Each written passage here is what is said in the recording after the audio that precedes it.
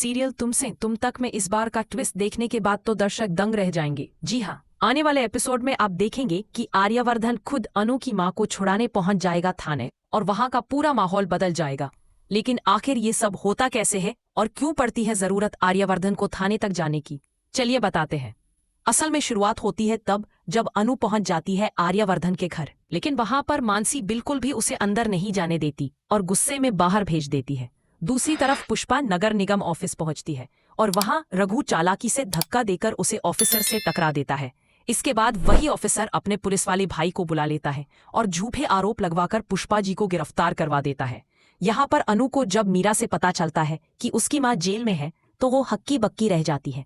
पहले तो उसे लगता है कि मीरा उसे नौकरी से निकाल रही है, लेकिन जब सच्चाई सामने आती है तो मीरा खुद कहती है कि मैं माँ की तकलीफ समझ सकती हूँ, तुम तुरंत वहां जाओ और अपनी माँ को देखो। इसी बीच नील भी अनु के साथ थाने जाता है और मीरा मन ही मन खुश हो जाती है कि इस बहाने अनु और नील के बीच नजदीकियां बढ़ेंगी। लेकिन झेंडे को पहले ही शक हो चुका होता है नील पर और वह आर्यवर्धन को इशारा कर देता है। यहाँ मीरा अपनी चालें और तेज कर देती है ताकि नील का भांडा ना फूटे। वही घर पर आर्यवर्धन बेचैन रहता है। उसकी माँ पूछती है कि आखिर परेशानी क्या है, तो वह कहता है कि शायद अनु और उसकी फैमिली किसी बड़ी मुसीबत में है। माँ उसे समझाती है कि अब अगर तेरे दिल में सच्चाई है तो जा और मदद कर, वरना देर हो जाएगी। इधर थाने में अनु और उसके पापा पुलिस वालों के सामने हाथ जोड़कर विनती करते हैं, लेकिन इंस्पेक्टर सुनने को तैयार ही नहीं होता क्योंकि उसके भाई ने ही तो पूरा खेल रचा था। तभी वहां झेंडे पहुंचता है और इंस्पेक्टर को सख्ती से समझाता है कि प्रेशर असली क्या होता है।